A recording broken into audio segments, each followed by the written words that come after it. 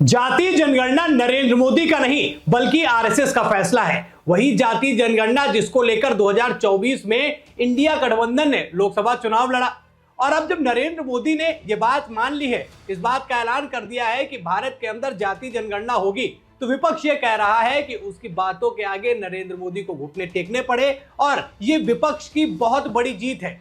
लेकिन क्या वाकई जातीय जनगणना कराकर नरेंद्र मोदी बैकफुट पर आ गए हैं या फिर जातीय जनगणना करवाकर नरेंद्र मोदी विपक्ष की वापसी के सारे दरवाजों पर ताला लगा रहे हैं? नमस्कार, मैं हूं वैभव दीक्षित। पहलगाम में दोस्तों जब हमला हुआ तो देश में इस बात की मांग उठी और यह माना भी जा रहा था कि नरेंद्र मोदी अब कोई बड़ा काम करेंगे, कोई बड़ा फैसला लेंगे तो वो होगा आतंकवादियों पर, पाकिस्तान पर। और यह भी लग रहा था कि पाकिस्तान और भारत जो है युद्ध के मुहाने पर खड़े हो गए हैं। लेकिन इसी बीच नरेंद्र मोदी एक मास्टर स्ट्रोक चलते हैं और वो होता है जातीय जनगणना का। अब इसके पीछे की कहानी दोस्तों समझिए। अब लोग ये कह रहे हैं कि नरेंद्र मोदी का फैसला नहीं है बल्कि भारतीय जनता पार्टी की जमीन पर पैठ मजबूत करने वाली आरएसएस का है। जी हां, आरएसएस के हिसाब से ही ये फैसला लिया गया है। आरएसएस की मीटिंग के साथ में मोहन भागवत की मीटिंग के बाद ही नरेंद्र मोदी ने जातीय जनगणना का फैसला लिया। सबसे पहले दोस्तों मैं आपको वो तस्वीर दिखाऊंगा और उस तस्वीर के पीछे छिपी हुई उस कहानी को भी बताऊंगा जो जातीय जनगणना की पूरी कहानी को बताता है। सबसे पहले दोस्तों ये तस्वीर देखिए, स्क्रीन पर दिख रही है तस्वीर नरेंद्र मोदी और आरएसएस प्रमुख मोहन भागवत की है।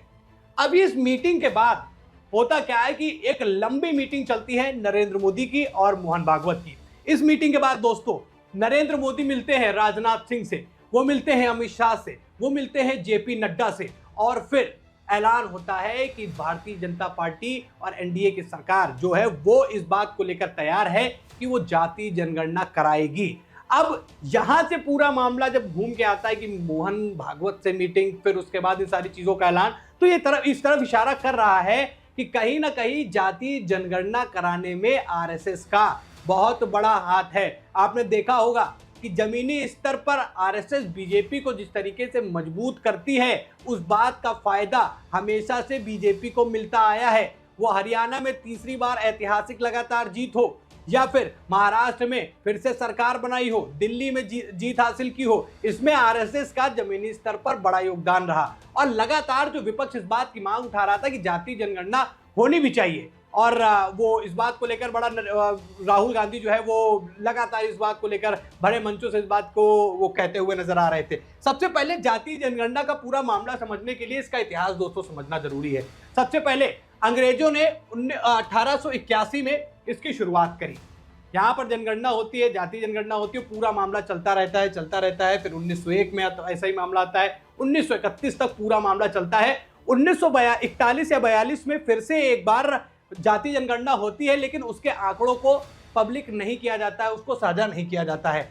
अब जो जनगणना होगी वो आजाद भारत की पहली जातीय जनगणना होगी। जनगणना हुई है लेकिन जातीय जनगणना नहीं हुई है और पुराने आंकड़ों के हिसाब से ही सारी चीजें चल रही हो, चाहे आरक्षण की बात हो या फिर अल्पसंख्यकों की बात हो, और तमाम चीजें जो इसी चीज से जुड़ी हुई है वो पुराने आंकड़ों के हिसाब से चलती हुई नजर आ रही है। लेकिन अब वो समय है, अब ये जानना बेहद जरूरी हो गया है, वो चाहे भारतीय राजनीति के दृष्टिकोण से हो, भारत के विकास के दृष्टिकोण से हो और भारत को मजबूत करने के दृष्टिकोण से हो, साथ ही साथ जिनकी संख्या ज्यादा है, जिनकी संख्या कम है, उनके लिए किस हिसाब से भविष्य में प्लान तैयार किया जाए, उसके हिसाब से जातीय जनगणना भी जरूरी है।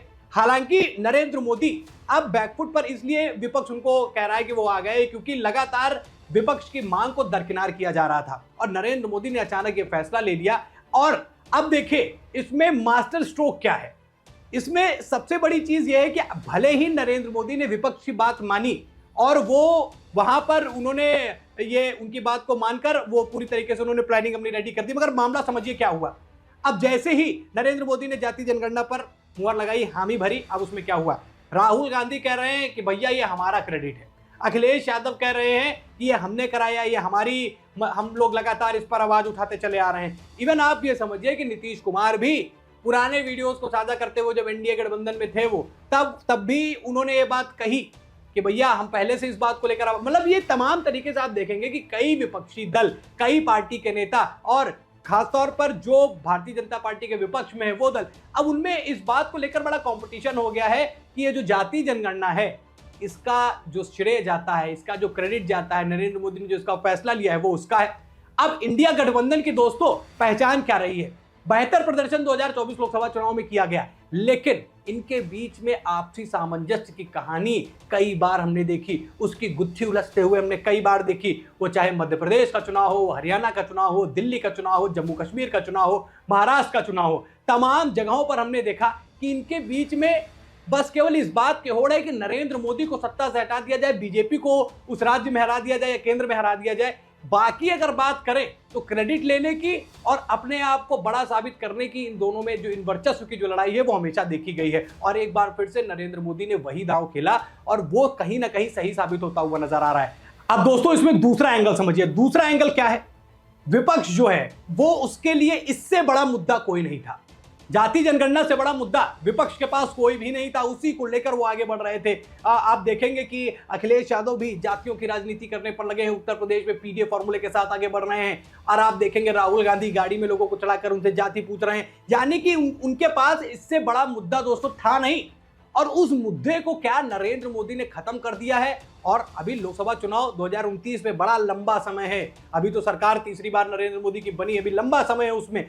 तब तक ये मामला जो है ठंडा हो जाएगा, आंकड़े सामने निकल कर आ जाएंगे और कहीं ना कहीं इंडिया गठबंधन का एक बहुत बड़ा पॉइंट वो कमजोर हो जाएगा और नरेंद्र मोदी सरकार को इस बात का क्रेडिट भी मिल जाएगा। क्या क्रेडिट मिलेगा?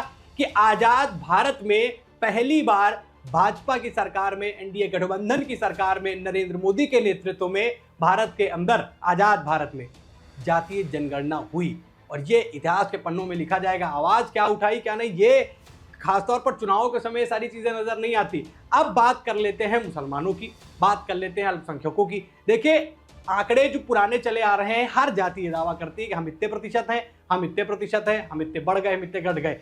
और अब जो आंकड़े निकलकर सामने आएंगे उसके हिसाब से उनका भविष्य भी तय किया जाएगा।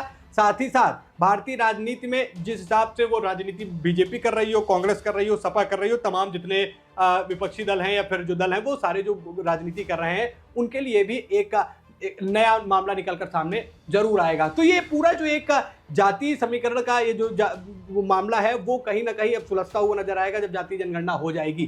तो नरेंद्र मोदी भले ही एक कदम पीछे आए हैं, पर ये छलांग कहीं लंबी न पड़ जाए और जो क्रेडिट लेने की होड़ विपक्ष में पड़ी है वो कहीं उनके लिए मुसीबत में ना आ जाए वो लोग। और सबसे बड़ी चीज आरएसएस का जो इसमें इन्वॉल्वमेंट बताया जा रहा है, ये कहीं ना कहीं, मैंने आपको पहले बताया आरएसएस क्या करते हैं, ग्राउंड पर जाकर छोटी छोटी मीटिंग्स करना, छोटे छोटे समूह बनाना, लोगों को मैसेज देना, अब उनके लिए आसान हो जाएगा और बीजेपी के लिए भी भविष्य की राजनीति आसान हो सकती है, भले ही नरेंद्र मोदी इस समय बैकफुट पर आ गए हैं। आपको क्या लगता है, क्या वाकई जातीय जनगणना कराकर नरेंद्र मोदी विपक्ष की जाल में फंस गए हैं या फिर नरेंद्र मोदी ने एक कदम पीछे खींचकर क्या लंबी छलांग लगाने का ये जो फैसला लिया है ये वाकई उनके लिए फायदेमंद होगा? अपनी राय दोस्तों कमेंट में जरूर बताइएगा। खबर में इतना ही, वीडियो को लाइक और शेयर करें, चैनल पर नए हैं तो चैनल को जरूर सब्सक्राइब कीजिएगा। फिर मिलते हैं नई खबर में, तब तक के लिए धन्यवाद।